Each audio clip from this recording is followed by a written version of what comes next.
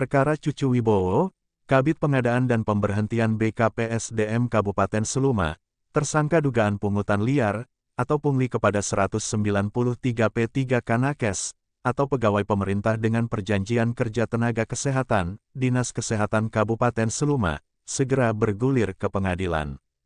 Sebab, meski kuasa hukum Cucu Wibowo, Muspani SH, melakukan gugatan pra-peradilan ke PN TAIS, namun berkas perkara atas nama Cucu Wibowo, yang terjaring operasi tangkap tangan, atau OTT Kejaksaan Negeri Seluma, 10 April 2023, sudah dilimpahkan ke PN Tipikor, atau Pengadilan Negeri Tindak Pidana Korupsi, Bengkulu. Humas PN Tipikor Bengkulu, Ivon Tiurmaris Mauli, kepada KBRN Bengkulu, edisi 12 Mei 2023, mengatakan bahwa berkas perkara atas nama Cucu Wibowo sudah di meja kerja Ketua PN. Berkasnya sudah masuk, akan ditunjuk majelis hakim untuk memimpin persidangan, kata Ivon, sebagaimana dikutip KBRN Bengkulu.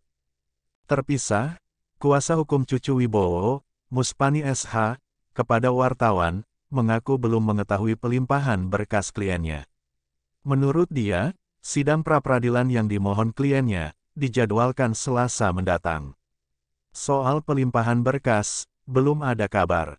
Yang pasti, kami sidang hari Selasa, ujar Muspani, juga seperti dikutip KBRN Bengkulu. Sebelumnya, seperti diwartakan tribunbengkulu.com Seluma, edisi 1 Mei 2023, dari pengembangan OTT terhadap Cucu Wibowo, terkait dugaan pungli penerbitan SKP 3 Kanakes, Dinas Kesehatan Kabupaten Seluma, ditemukan fakta baru.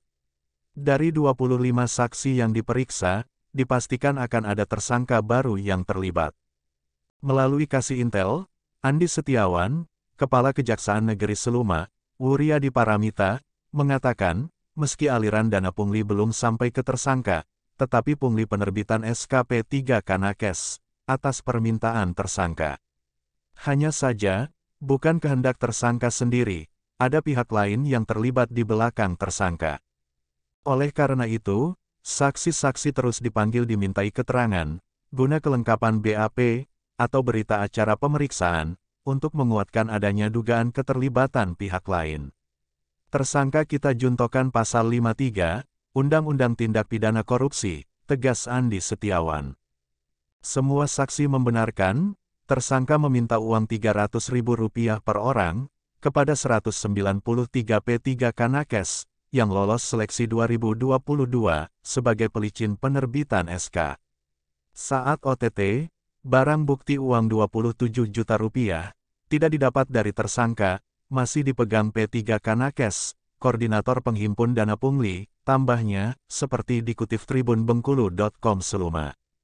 Diwartakan Bintang TV sebelumnya, meski baru sebagai saksi, Rabu, 12 April 2023, Kadis Kesehatan Kabupaten Seluma, Rudi Syawaludin, juga sudah diperiksa jaksa, terkait dugaan praktik pungli, kepada ratusan P3 Kanakes.